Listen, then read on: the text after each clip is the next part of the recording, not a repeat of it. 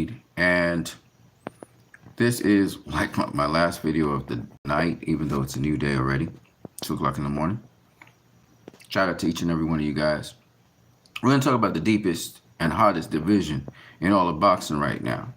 And there is such a division, and I want to just share it with you guys, okay? So let's talk about some of the hot divisions that you got. You can throw out some names. You got the heavyweight division, right? You got the welterweight division. You got maybe the super welterweight division. Some people will say the super middleweight division. Some people will throw out the lightweight division, right? Those are generally the hottest divisions that people will agree. Some people say the lightweight division is on fire. Well, let's really pay attention. Let's see how deep those divisions are, how hot those divisions are, all right? So let's look at, first of all, let's look at the lightweight division, shall we? All right, we got a lightweight division in front of us. Let's have a look at some of the names in the lightweight division. We got Tank, of course, who's in the lightweight division. We also have Shakur Stevenson, Vasily Lomachenko, William Cepeda, Frank Martin. We got Isaac Cruz, Jermaine Ortiz. No, Jermaine Ortiz is no longer there. He's actually a super lightweight, my bad. George Kambosos, Edwin De Los Santos, Maxie Hughes. Let's see who else we got here.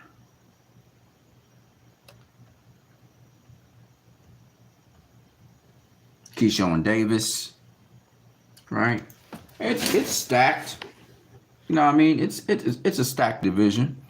You know, it's not bad, but it's a stacked division somewhat. You know what I'm saying? That's about it.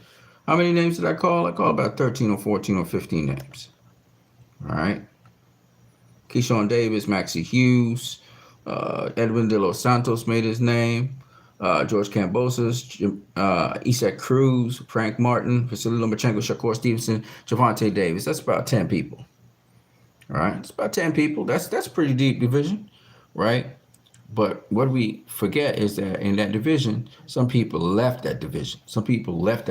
All right, let's look at super lightweight division. 140 pounders, right? Let's see what we got here. This division is interesting. You got Devin Haney, Teofimo Lopez, Regis Prograis, Richardson Hitchens, Arnold Barboza,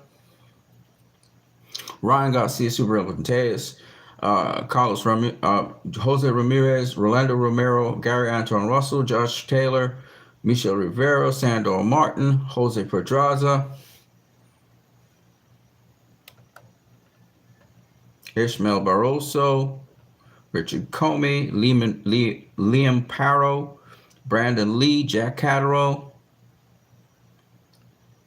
Sergey Lipinis, and Ernesto Mercado. Ernesto starting to make some noise, undefeated fighter. That division's pretty deep. That's more than 20 people I just called.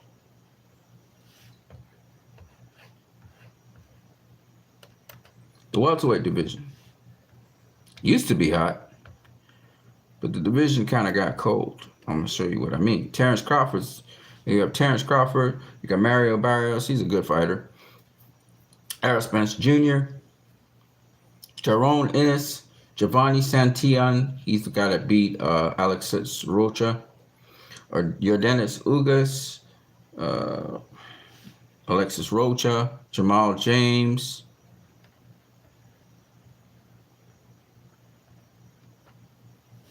Yeah, that's the division pretty much. There's Keith Thurman in there somewhere, and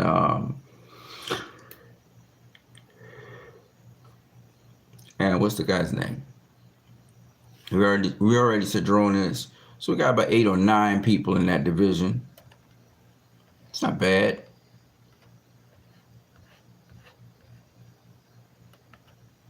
Super welterweight, we got Tim Tszyu, Erickson Lubin, Jamel Charlo, Virgil Ortiz, Sebastian Fundora, Michel Soro,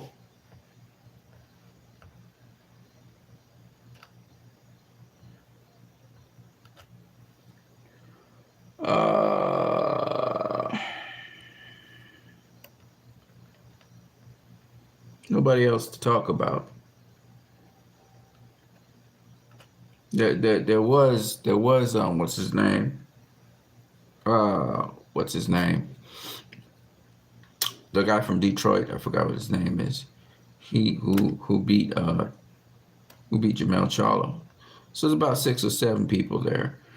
In the heavyweight division, you got Alexander Usyk, Anthony Joshua, Joseph Parker, Tyson Fury, Daniel Dubois, Zhilin Zhang, Joe Joyce, Philip Hergovic, Luis Ortiz, Otto Wallen, Jared Anderson, the Cuban guy, Deontay Wilder, Derek Chisora. You got a couple names there. You got about 14, 15 people. Super middleweight. Let's see what the super middleweight division look like. The heavyweight division got some folks. It's got some depth.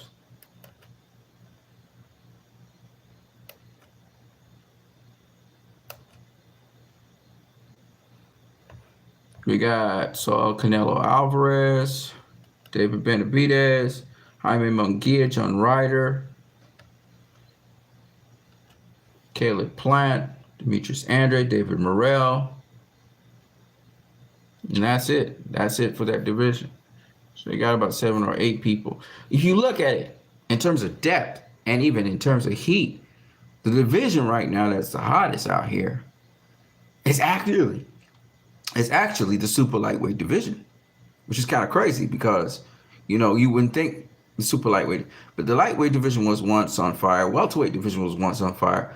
But the lightweight division got like 10, 12 people. The welterweight division got like 7 or 8 people. The heavyweight division's got like 15 people. So the heavyweight division's kind of heated up in terms of depth, in terms of names that we know. But the division that's really on fire right now is the super lightweight division. That's the hottest division out here. That's the deepest division out here. And that's kind of crazy. When you think about it. Now, let's talk a little bit about upcoming fights. And we're going to get this year, it looks like we're going to get Bivol versus Beterbiev. And I just want to say, Bivol versus Beterbiev, I think a lot of you guys are getting it wrong. I'm even hearing my boys, like Lionel Thompson and even Mickey Bay, they're giving Beterbiev a chance because of his most recent performances and talking about who Beterbiev faced. But none of those guys are Dimitri Bivol. None of those guys bring to the table what Dimitri Bivol brings to the table. And Beterbiev is not quicker than Bivol. He's also he doesn't have the ring IQ like Bivol. He just doesn't. All right, Bivol controls everybody. Okay, he dictates range very quickly. He finds range very quickly. Beterbiev doesn't have long arms like Bivol. He doesn't have the footwork like Bivol. He has footwork, but it's not like Bivol. He gets into position pretty well. He has good boxing IQ, but he's not on Bivol's level in any way, shape, or form. He doesn't have the defense as Bivol.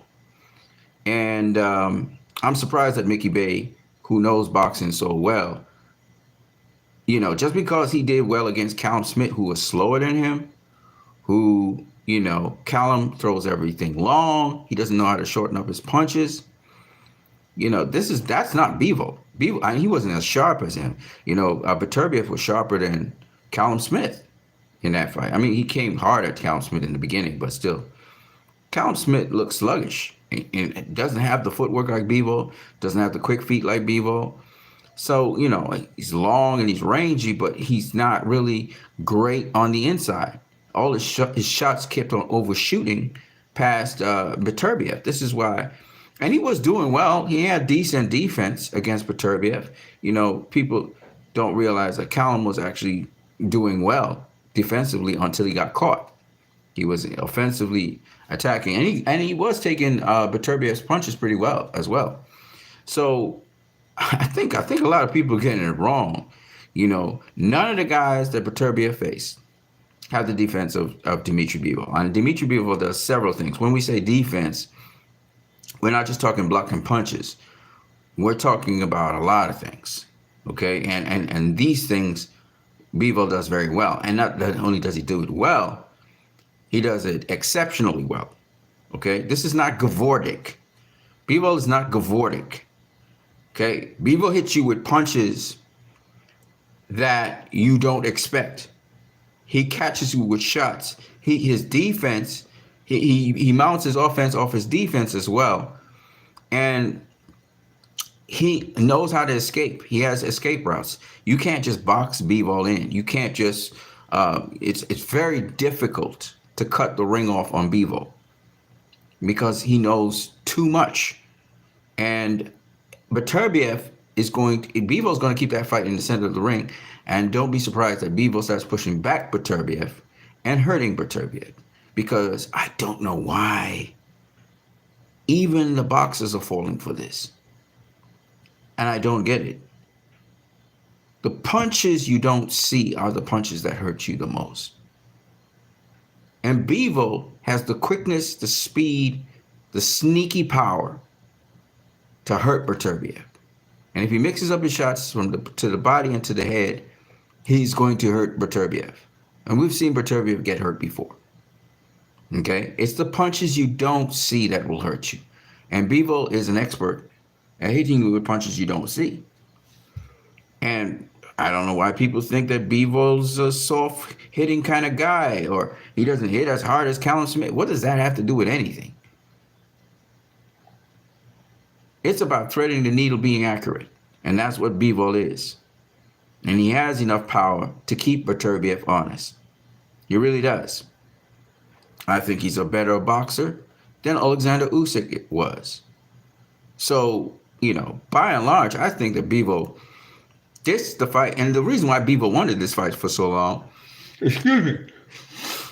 why he wanted this fight for so long was because he knew he could beat this guy.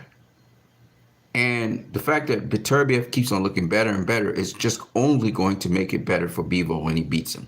And he's going to beat him. I have the utmost confidence in that. And, there's certain fighters like, Demetrius Andre moving up in weight. And, I said he was going to beat David Benavidez. And, I saw his size and how big he was. And I thought he was going to beat David Benavidez, but I was proven wrong. And the same thing for Stephen Fulton this year, who I thought was going to beat Naoya Inoue. Now, in both cases, David Benavidez and Naoya Inoue proved to be quicker than normal. And then also Demetrius Andre played into David Benavidez's game. Not to say that David Benavidez didn't first land the punches, but in both cases, both guys were coming off of, well, at least Demetrius Andre was coming off a long layoff, even though he did have a fight before. And he just was too small. He really was. In this case, Bivol's been at 175 for a long time, and he has built up the power and everything. But even before he had the power, he chopped down some big 175 pounders. He held at bay some tremendously big, strong 175 pounders. One of the fighters that Dimitri Bivol actually held at bay, and I'm going to see if I can find him on BoxRec here right now because I can't remember his name. He's from Canada as well. He's a big name in Canada. Let me see if I can find him here. I can't remember his name for nothing. He fought Bernard Hopkins. He's fought a lot of guys. But I just can't remember his name right now. It's on the tip of my tongue, but I just can't remember his name. It's going to come from Jean Pascal. Jean Pascal is a big, strong, tremendously strong. In fact, he even dopes. He was doping using PEDs. Jean Pascal is a very strong, light heavyweight. Okay? And Bivol outboxed him. Okay? Let me just show you guys, because I think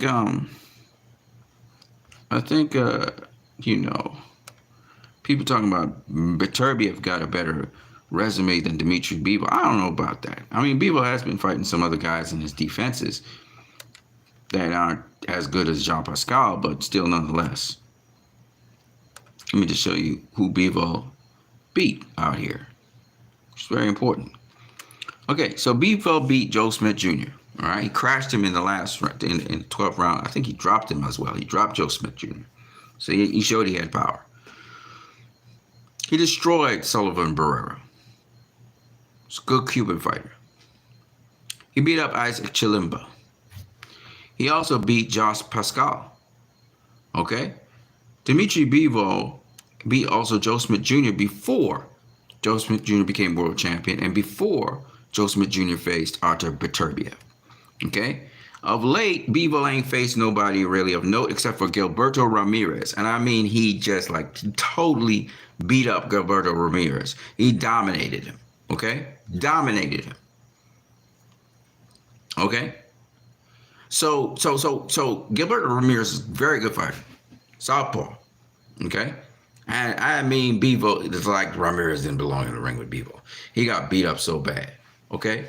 So for you guys to say that Dimitri Bivol didn't face anybody on the level of what Beterbiev is, you're probably trying to make the fight look bigger than it really is, because none of what you're saying makes any sense to me. Okay? It just don't make no sense to me. You know, Bivol has shown he's just in a whole different class to these guys. All right, let me put it this way.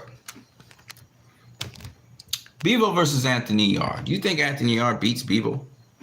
You think Anthony Yarde is a boxing IQ to beat Bivol? The guy that Anthony Yarde struggled with, that beat Anthony Yarde, Bivol, I mean, demolished, made him look stupid, made him look like he didn't belong in the ring with him. He didn't stop him, but he beat him up real bad. Okay? The referee could have stopped the fight. Lyndon Arthur, this is the guy that actually beat Anthony Yarde. And Bivol, I mean, Bivol humbled him. I mean, beat him up real bad. Okay? Gilberto Ramirez, who said he was coming to avenge Saul Canelo Alvarez, Bivol beat him up real bad. Saul Canelo Alvarez, Bivol beat him up real bad. Okay? So when you guys talking, and Canelo ain't no chump. Okay? Nobody's beaten Canelo since then. And Canelo's supposed to be the quicker guy in that ring. He was supposed to be the quicker guy. His speed was supposed to carry him. Okay? And Bivol matched his speed easy. Easy. And Bivol's supposed to be the bigger guy. So, I mean, if you guys really believe, for some reason, that Artur Beterbiev, because he's big and strong, and he got a little boxing pedigree and IQ because he's Olympian and all that, you think he gonna beat Bivol? You got another thing coming. All of y'all gonna learn what boxing really is, because a lot of y'all talk, but y'all always, all of y'all, always. I don't care if you're Lionel Thompson or you Mickey Bay, y'all always get caught up in love with power. All of y'all. Somebody stopping everybody, 100% knockouts. But y'all don't remember Floyd Mayweather versus Diego Corrales. Y'all don't remember Sugar Ray Leonard versus Thomas Hearns. I mean, Sugar Ray Leonard could have knocked out people too, and Floyd was knocking out people, but not like Thomas Hearns, not like Diego Corrales. Y'all just don't learn. Y'all don't learn. Deontay Wilder versus Tyson Fury. Alexander Usyk versus Anthony Joshua. David versus Goliath. How many times y'all gonna see that? How many times y'all have to realize that a dude don't have to be a one-hitter quitter? He don't have to have a 100% knockout ratio. He don't have to be dusting everybody to be the top guy. Devin Haney versus Regis Prograis. How many times you guys got to see that? It's not that Regis Prograis can't box, but he ain't on the level of a Devin Haney. If Regis Prograis goes up against Subriel Matias tomorrow, Regis Prograis wins that fight. Okay? If he was to rematch Josh Taylor, Regis Prograis wins that fight. But there are levels to the sport of boxing. Y'all got to respect the sport, man. Y'all doing like, just because a guy's railroading guys and knocking them out, that means he's going to knock out everybody. No, that's not true. David Benavidez has been beating up people. No doubt about it. But I'm going to say this categorically. Canelo Alvarez would mop the floor with David Benavidez anytime they fight each other. And that same Canelo Alvarez would beat the brakes off of Artur Beterbiev. I'm going to say it again. Canelo Alvarez, if he ever goes up against Artur Beterbiev, would beat the brakes off of him. Okay? Dmitry Bivol is a different class of fighter. These fighters don't come every day. And no fighter is enthusiastic to face these kinds of fighters in the ring. Bivol. Andrade was avoided for years. He had to go up a weight class where he wasn't fully acclimatized and get beat up by David Benavidez. I'm going to mention these fighters. I'm going to call out all the difficult fighters in the sport of boxing right now. You see that Cuban fighter at heavyweight? Forgot what his name is. If you guys know who I'm talking about. That Cuban fighter at heavyweight? He don't have a whole set of power, but he a bad boy. Nobody's itching to face him. Okay? Nobody has been itching to face Michael Hunter. Michael Hunter's has been on the back burner for a long time. And there ain't nobody itching to face Alexander Usyk. If you ask me, who do I think wins between Usyk and Tyson Fury? It's Usyk I got. I don't care what y'all say. Usyk gonna beat Tyson Fury. These are fighters aren't itching to go in the ring against. They're not, okay? And Usyk's a guy who already knows he can get past Fury's reach. He knows that. And he knows how to do it. Okay? So, Tyson Fury versus Usyk, I got Usyk. Fury can do what he can jump high, he can jump low, he can move fast, he can move slow. He's going to lose to Usyk, in my opinion. Usyk has the tools to beat a Tyson Fury. If Otto Wallen could do it, you know, if Derek Chisora could have touched him, not Derek Chisora, what's his name? Dillian White could have touched Tyson Fury, was going to Tyson Fury's body, got caught with the uppercut, but he was getting there. That means Tyson Fury's not that good because he can't keep a fight long range when a certain fighter has certain skills. I would love to see a Ruiz and Andy Ruiz versus Tyson Fury because I know Andy Ruiz has the skill sets to get to close range on guys like that. Okay? As to Anthony Joshua versus Francis Ngannou, I'm going to put it this way. I'm going to try and be as nice as I can be. Anthony Joshua is going to mollywop Francis Ngannou. He's going to mollywop him. You're going to see a whoop ass from round one. And Anthony Joshua's taking this fight very seriously. He's going to train as if Francis Ngannou is a top level fighter.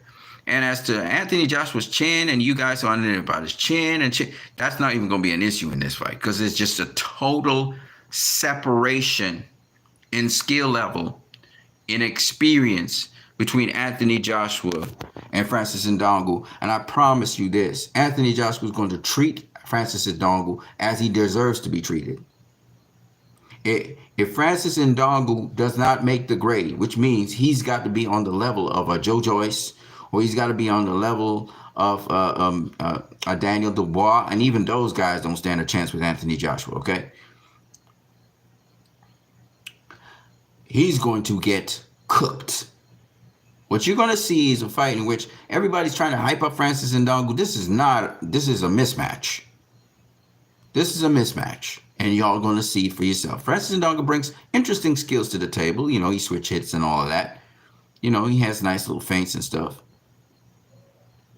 But no, they don't disrespect the sport by coming into the sport thinking you can, in 2 pro fights, face the very best and give them trouble. He's not going to give Anthony Joshua any trouble because Anthony Joshua is going to train like if Francis Ngannou is a top contender or a former world champion. And he's going to treat him like that. And if Francis Ngannou doesn't meet the grade, he is going to get blown out of there. Anthony Joshua is going to look sensational, and Francis Ngannou's career is going to be a short one. It's going to be over. Okay? I'm being real, because people are calling Francis Ngannou the real deal and all this stuff. I don't buy into the hype like that. He had one good fight with a dude we thought was better than he really was. Tyson Fury is smoke and mirrors. He's not as good as I thought he was. That's what's really up. And sometimes he cheats.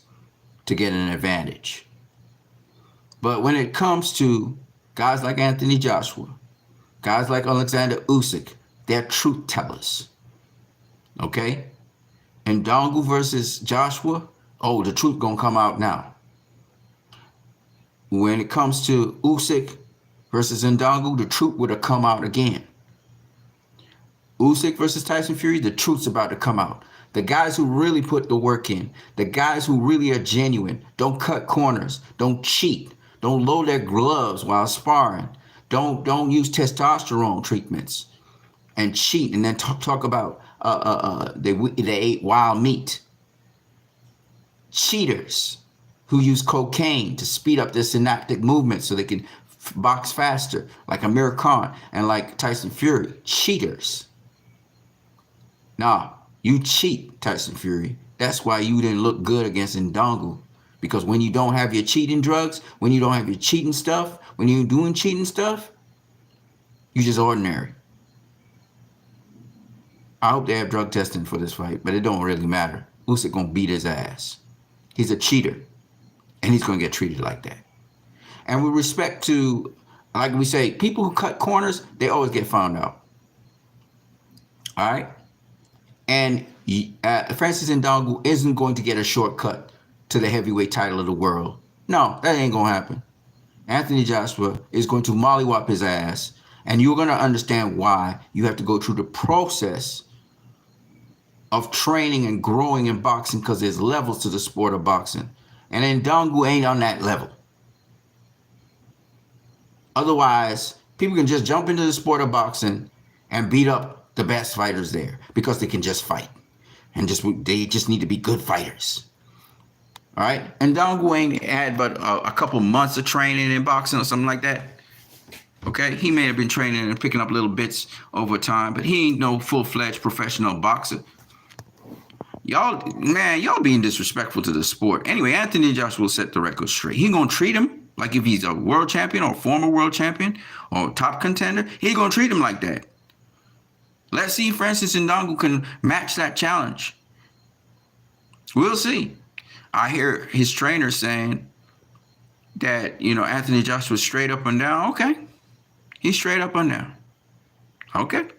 He's straight up and down. You know boxing better than me. You've been in boxing, but that's all talk. We all know that's all talk. With respect to the other upcoming fights we got. So we talked about Beterbiev versus Bivol. We talked about Ngannou versus Joshua. We talk about Fury versus Usyk. Now we're going to talk about Lomachenko versus Kambosos. I like Kambosos. He's an underdog fighter. A lot of people rule out Kambosos. They don't think, he can do this or he can't do that. He's not that good. Okay, we'll see. So the fight's supposed to happen in Australia. Okay? Lomachenko, we know now there is a cheat code to beat Lomachenko. The question that we have to put forward is, does Kambosos, having seen the cheat code 3 times against Loma, he saw it with Teofimo Lopez, he saw it with Jermaine Ortiz, and he saw it with Devin Haney. The question is, can Kambosos execute that cheat code? Can he? Now, people talk about size. This had nothing to do with size. Remember, Kambosos just recently faced a southpaw.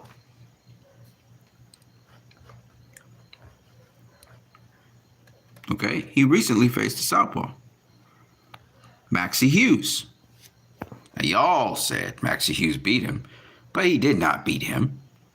And some of the things that Kambosos did in that fight against Maxie Hughes will come in very handy against Lomachenko, because Lomachenko follows the rules of a southpaw. He does. He does nothing outside of the rules of a southpaw. Okay? So if Kambosos can understand the cheat code that is necessary to beat Lomachenko, and he can stay on his feet, because another guy who actually did quite well against Lomachenko before he got stopped was Jorge Linares. He was ahead on the scorecards. He was outboxing Lomachenko. So if Kambosos can, because I already solved Lomachenko. I told you all that. If Kambosos, now the thing about it is though, here's a couple of problems. One, Kambosos fights at the same range that Lomachenko fights at. So that can be a problem, because if Lomachenko starts to counter Kambosos' counters, as Kambosos is stepping around Lomachenko, as Lomachenko is trying to step around Kambosos, Lomachenko may have an advantage over Kambosos there, because Lomachenko is much more versatile at mid-range than Kambosos is. And that's mainly because Lomachenko's feet are very educated, and he can go one way or the other, but he will get to your weak side. And he plays video games with you.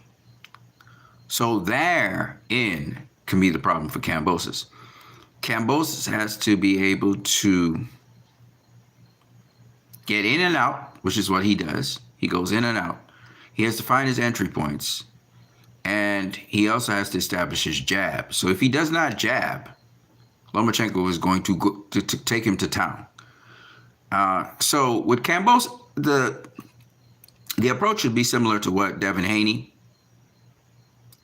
to what Teofimo Lopez, and to what Jermaine Ortiz initially did in their beginning fights with Lomachenko.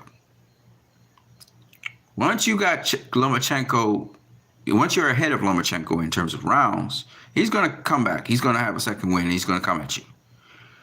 And he's going to speed up his algorithms. What he does is he speeds up things. He changes speeds. If he catches you out of position, he's going to really take it to you. And once you can find your way back into position, hopefully he's done enough damage to be able to try and get an advantage over you. But with respect to Kambosos, do I think he can beat Lomachenko? That one's a good one. I don't know. I don't know if he has the tools to be able to pull it off, because he's shorter than Devin and those guys. And it doesn't really matter if he's shorter or not. It's really the angle at which he throws his punches. And the thing is, you know, as much as he has relatively good foot speed like Lomachenko, he might be even a little quicker than Lomachenko in terms of his foot speed and even his hand speed. Lomachenko's been doing this a long time. And so he's going to be going up against quite a formidable challenge with Lomachenko. So who do I pick to win? I actually hate to say it, but I pick Lomachenko to win that fight. I think Lomachenko would beat George Kambosos. And that doesn't make George Kambosos less of a fighter, but I think Lomachenko would have the edge on him, because Lomachenko has been doing what he does for a very long time. And Kambosos will have to be sort of trying to acclimatize himself to beat Lomachenko. So basically, if you were to bet, Kambosos will once again be the underdog and have to prove everybody wrong, which is kind of sad. But that's what I think. I think Lomachenko actually beats Kambosos. Now, whether that happens or not is another story. But I do agree with Mickey Bay and several other people that I think that Lomachenko, what he does very well. And it's not easy to stop him from doing what he does. It's not very easy to do that, right? It calls for a certain knowledge of boxing. And I know Kambosos is showing that he could do it, but it wasn't emphatic enough. It was subtle, but it wasn't emphatic enough against Maxie Hughes. Maybe he can do it more emphatically against Lomachenko when he faces Lomachenko. But he must establish his jab. He must push Lomachenko back. He must get him in a defensive posture, just like with Beterbiev when you push Beterbiev back, or you have Beterbiev on the back foot, he really doesn't mount a lot of offense, and it's the same thing with Lomachenko.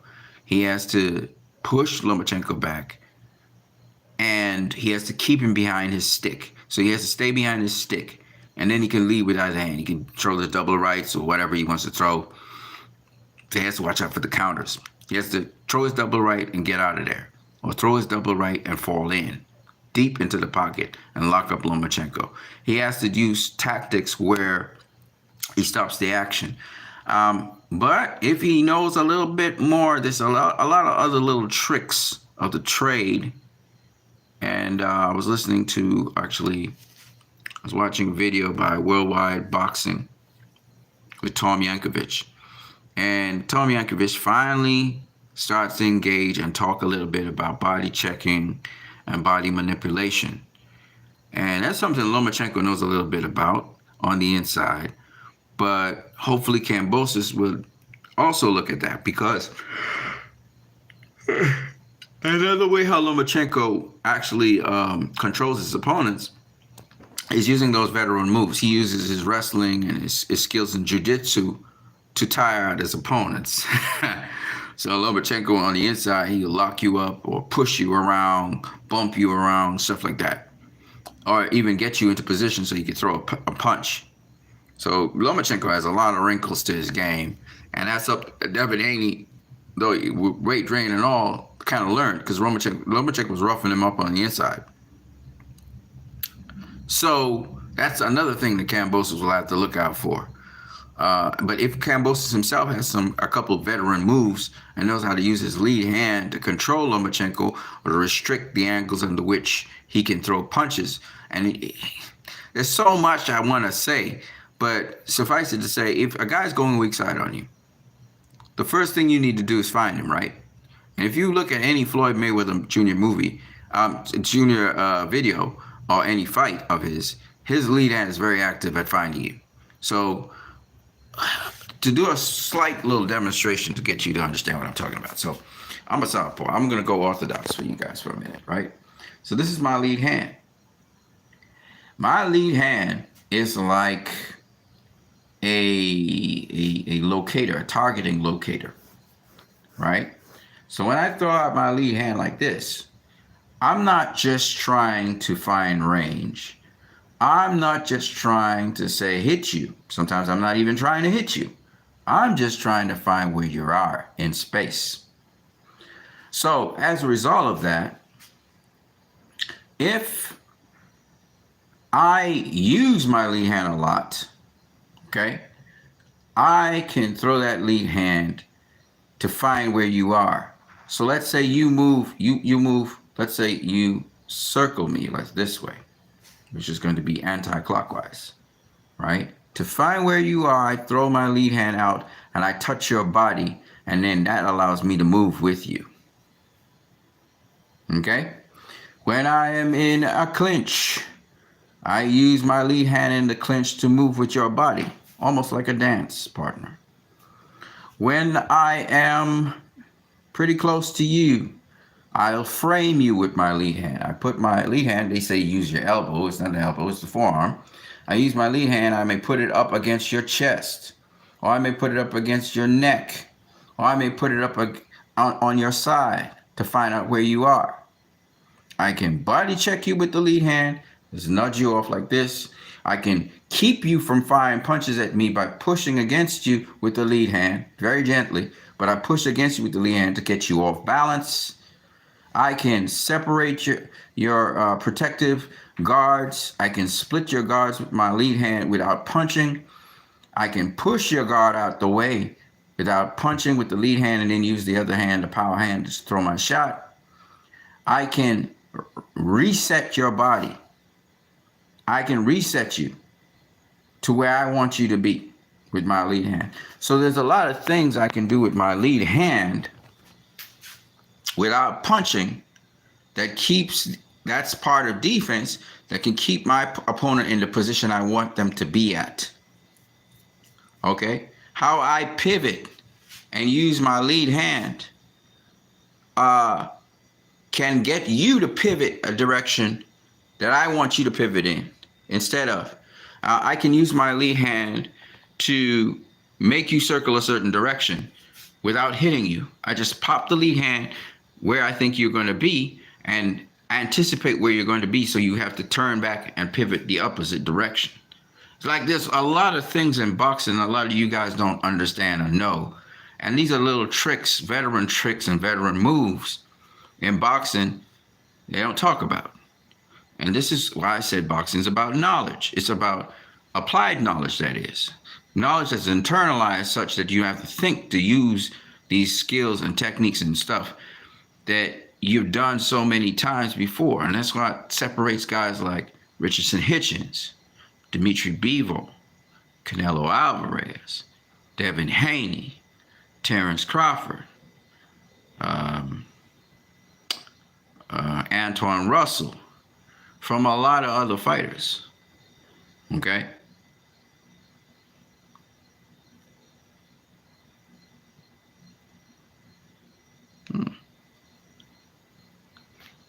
Something's stuck in my beard. Some food.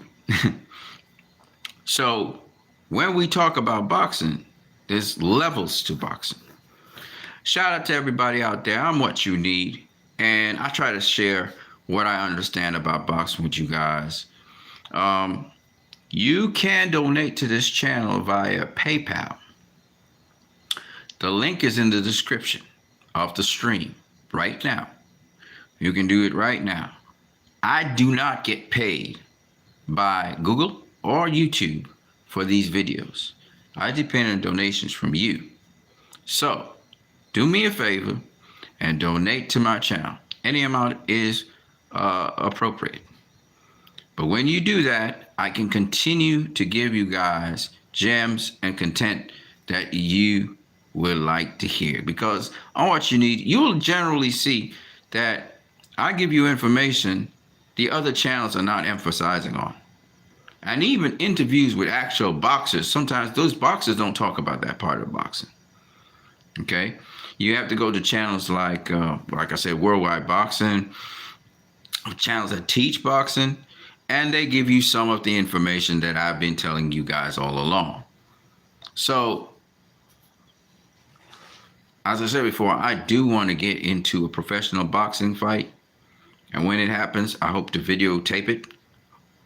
Because I want you guys to see that I'm not just talking, that I actually can do some of the things that I talk about. Some of the things I talk about, I cannot do.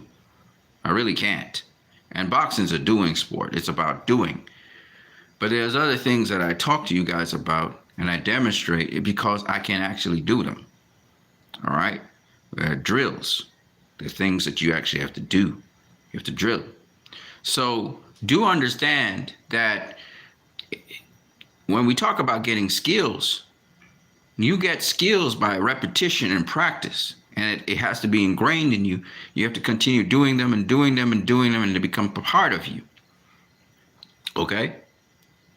And it's not, that's why, you don't just get off the couch and go and fight a fight. It doesn't work like that. Okay? You get slaughtered in a professional bout because it's about knowledge. And it's not knowledge here. It's not cognitive knowledge. It's applied knowledge. It's knowledge that's in your subconscious. You do it without thinking because it's part of you. I describe, and it's easy for somebody who's observing the sport of boxing to describe things. But it's different to do the thing that I'm describing and do it well enough that you are able to beat someone who may be beginner level or somebody who's been doing it amateurishly and then they're now doing pro work and so on. Okay? Boxing's a very detailed, very, it's a lot of learning. It's a lot of learning involved. You have to be teachable, like I said before. All right? And a lot of boxing fans get caught up. I say this over and over again. They get caught up and fall in love with guys who can get guys out of there, and they get KOs and they get stoppages. Y'all love that. But that's a part of boxing. It is not most of boxing. Okay? And I know you guys love Tank Davis. I know you guys love David Benavidez, because they give you action-packed fights somewhat, and they give you knockouts. They give you stoppages. But you have to understand as fans that the sport of boxing goes way beyond that. It's a plus when you get the knockout. But that's not all to the sport. And there's a lot of nuance to the sport. Okay? So I try to break it down for you guys. Let me talk about some of the other fights that's coming this year, which are also good fights. So we got Tyson Fury versus Usyk. That's a very good fight. We got possibly Dmitry Bivol versus Artur Beterbiev. That's another good fight. But I favor heavily Dmitry Bivol. I don't care what nobody say. If Bivol asking for that smoke, you know why he's asking for that smoke. Okay? He knows he can handle that smoke. Usyk versus Fury, by the way, good fight. Those are two very good fights. This fight, Lomachenko versus Kambosos is a good fight too. Nobody's saying it's a bad fight. It's for the vacant IBF title too. It's a good fight. Not as good as Usyk versus Fury. Not as good as Bivol versus Beterbiev. Okay. Then you got some other fights to look forward to, like Teofimo Lopez versus Jermaine Ortiz. That's a good fight. And if Teo is not on his A game, Jermaine Ortiz is going to become the WBO champion. He's going to beat Teofimo Lopez. Because Jermaine Ortiz is no joke. He has skills and abilities. And just like, what's the guy's name? De Los Santos, Edwin De Los Santos. Just like Edwin De Los Santos, Jermaine Ortiz is a serious threat in that division, because he brings certain tools to the table. And Edwin De Los Santos is quick, brings power, brings speed, but he also brings great IQ. And Jermaine, he has great IQ as well. And the fact that Devin Haney's father was giving him some tips and stuff like that, even though he has a trainer, that's going to be a very, very important part of this whole thing. And like I told you guys before, Teo has not addressed it. Teo gets caught with the overhand right. And that's something Jermaine Ortiz needs to work on, because that is a tool that is a devastating weapon against Teofimo Lopez. And Jermaine Ortiz has the range, he has the length, he has the size, he has the height to implement that weapon. That's a particularly good weapon, which not only can you catch Teo over the top, but you can also catch him to the body by hooking it in a loop. You have to loop it, and it'll catch him on his body. But you have to feint it first to loop it. And you can use it as a counter. And Jermaine Ortiz, I can see him, bedazzling Teo by changing stances, going from orthodox to southpaw, and then just changing it up and coming back orthodox, because that's something that Jermaine can do very well. But one of his major weapons that he's going to use against Teo that will work against Teo is that overhand right. We saw Kambosos do it, and we saw that guy Nakathila. Or was it Nakatani? I think Nakatani. One of them, I can't remember.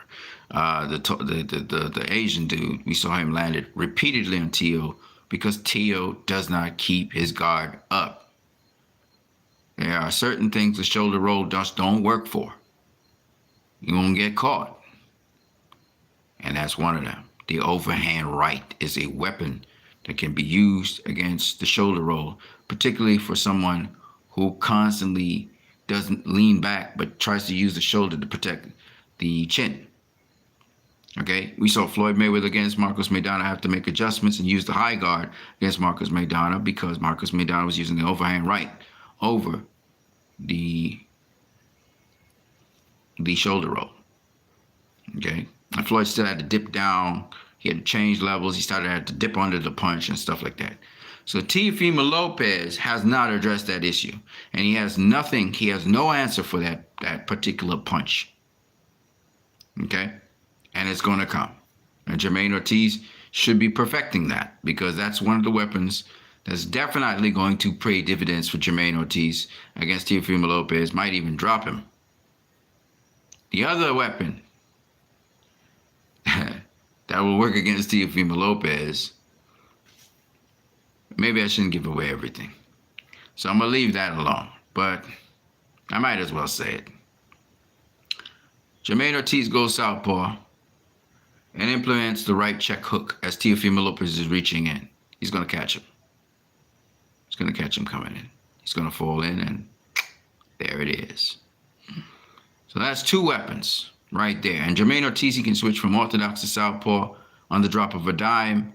He switches to southpaw. He does the Terrence Crawford thing, like what Terrence Crawford did to Gamboa. It's all she wrote. I'm just saying. So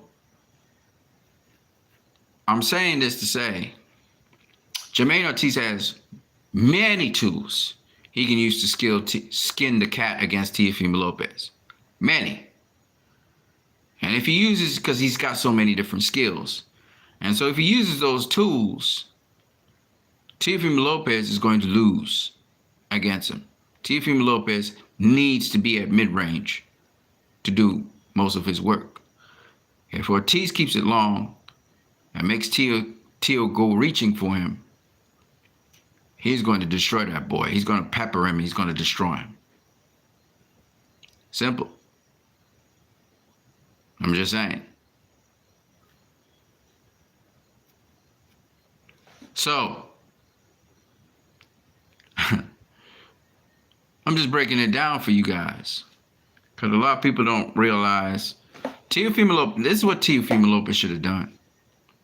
I'm talking about $20,000 to Devin Haney. Look, man, what you should have done was face Devin Haney. You ducking him again. And we all know what's going to happen to you. You don't take shortcuts in boxing. If you got to get your ass whooped like George Kambosos' ass got whooped, just take the ass whooping and move on and learn from it. But you don't learn from it. You didn't learn from the Nakatani beating. You didn't learn from the Kambosos beating. You didn't learn from the Sandor Martin you almost lost to. And you're not going to learn now when you go up against Jermaine Ortiz. Because you don't have that kind of defense. You don't. You don't. You just like Rolly Romero. You ain't going to try and take certain fights. You're not going to try. Because it's totally going to expose you. Everybody's pumping up Teofimo Lopez. I know what Teofimo Lopez is, y'all. He overhyped. He's a deficient fighter. He can only fight at one particular range. He cannot fight from the outside.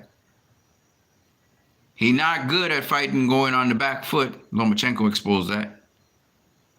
And he gets caught with certain kinds of punches.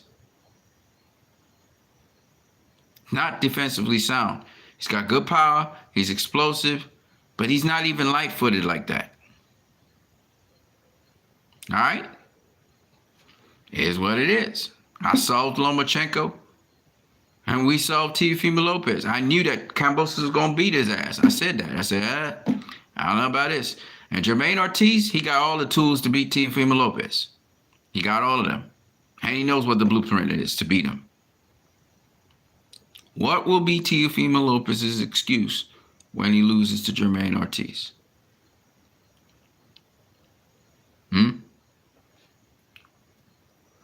Should have taken that Devin Haney fight. At least if you lose to Devin Haney, you got paid. You're not even going to get paid for this with Top Rank. Jermaine's with Top Rank. And you're going to get beat. I haven't even started to describe what Jermaine Ortiz could do to you. Because Jermaine Ortiz got a lot of skills. We haven't even seen all his skills on display yet. Just saying. So, good luck to Teofimo Lopez. Hopefully he can pull this fight off. But he's going to have a serious uphill battle against Jermaine Ortiz. Maybe one of the advantages he has is he's been at 140 longer than Jermaine. Maybe that's his advantage. But, man, you see, these guys need to understand you ain't trying to prolong something. You're not trying to wait out something. You know, Kambosos, they trash Kambosos, but the one thing I got to say is Kambosos gave Haney the shot. He gave him the shot. You know, I don't know if he can beat Lomachenko, but what I like about Kambosos is he taking those big fights. You know, maybe he beats Lomachenko. Who knows? Who knows? He has seen guys beat Lomachenko. The question is, can he pull that off? Can he do that? I don't know if he can, to be honest with you. That's why I favor Lomachenko. I mean, you could see a guy beat Lomachenko. The guy can even tell you how to beat him. He can even train you how to beat him. That don't mean you're going to go in the ring and beat him. Because Lomachenko been doing this thing for a long time. This is in his DNA. This is in his, this is in his muscle memory. You ain't been doing this for a long time. You're going to be making adjustments to something you now trying to use the counters, or you trying to nullify what Lomachenko does. And can you do that for 12 rounds is another question. So just because like I'm telling you, I saw Lomachenko, okay, fine. But to say me going in the ring and beating Lomachenko, that is never going to happen. Never. Never. And I'm I'll be a 154 pounder. And he'd whoop my ass. Because one thing to say it, even understand it to some degree, it's another thing to execute it. And boxing's a doing sport. It's much harder to do something than to say it, right? You can just say it. This is my idea for X, Y, and Z. But to flush it out and to make it something of a reality and to execute is a totally different thing, right? So that's where I think Kambosos may understand what he's supposed to do to win. Whether he can do it is another story when he gets in the ring with Lomachenko. So I still favor Lomachenko to win that fight, even though Kambosos might have certain knowledge and may even have a good game plan. Whether he can execute the game plan is another story. You can have a great game plan, but can you do your game plan when you face that opponent? So that's why. Yeah, so Kambosos versus Lomachenko is gonna be a good fight. But I got Loma. I'm sorry, Kambosos. You have to show me that you could beat Lomachenko. And there's a handful of people out there that can do it and have the skill sets to do it. You have to show me that, though. I'm not gonna just pick you because I like you. And I do like you. So he'll be an underdog, and we'll see how the underdog performs. I did think he was going to beat Tio, though. With respect to the other fights for this year, well, some of these fights are up in the air. They're talking about Tank versus Shakur Stevenson. I mean, it's not a bad fight. Okay, it's not a bad fight. I think if Tank thinks that he's just going to go in there and steamroll Shakur Stevenson, I think he might be playing into Shakur Stevenson's hands. Okay. Shakur against Edwin de Los Santos. You got to understand, Edwin is equally as quick as Shakur, if not quicker. I think he was quicker because he was throwing those double left hands. You know, and he was throwing a lot of stuff. So Edwin's quick twitched and everything. That's why Shakur was trying to stay as far away from it as possible to see what he was doing because he's so quick. He wasn't trying to get the smoke. He was just trying to play it safe, stay on the outside, engage when he could. Against Tank, Shakur will be more comfortable because Tank is not as active as Edwin is. Now, will Tank walk down Shakur, and can he cut off the ring on Shakur, will be the question.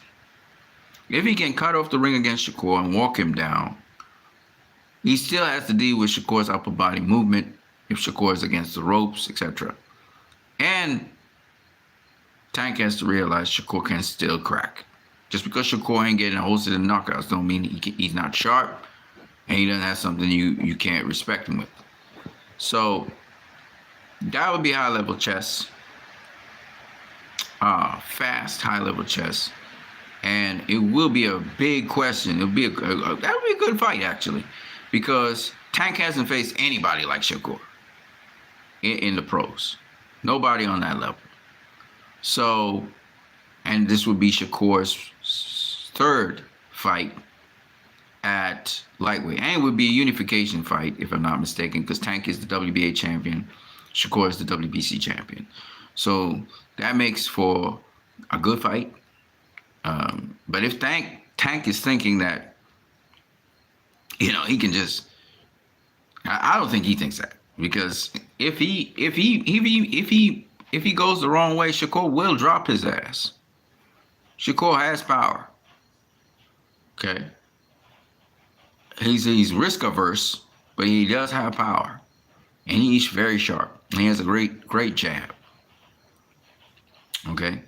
So if Tank thinks somehow that, you know, Shakur, when he feels his power or whatever, he's gonna try to keep his distance and move around the ring, I don't know, man. He'll settle down and he'll do some stuff, man. You know, he'll do some stuff. So Tank versus Shakur, that's a good fight. I'm not gonna lie to you. Tank ain't going to no parts of Devin Haney. He doesn't want anything to do with Devin Haney. But I think of the two, he'd fancy his chances against Shakur, seeing that this will be only Shakur's third fight in the division. So he'd fancy his chance with Shakur. Anyway, I've talked for an hour and 3 minutes, and it's very, very early in the morning. I got to go back to sleep. I'm going to catch you guys later. I am what you need. Don't forget you can donate to this channel via PayPal.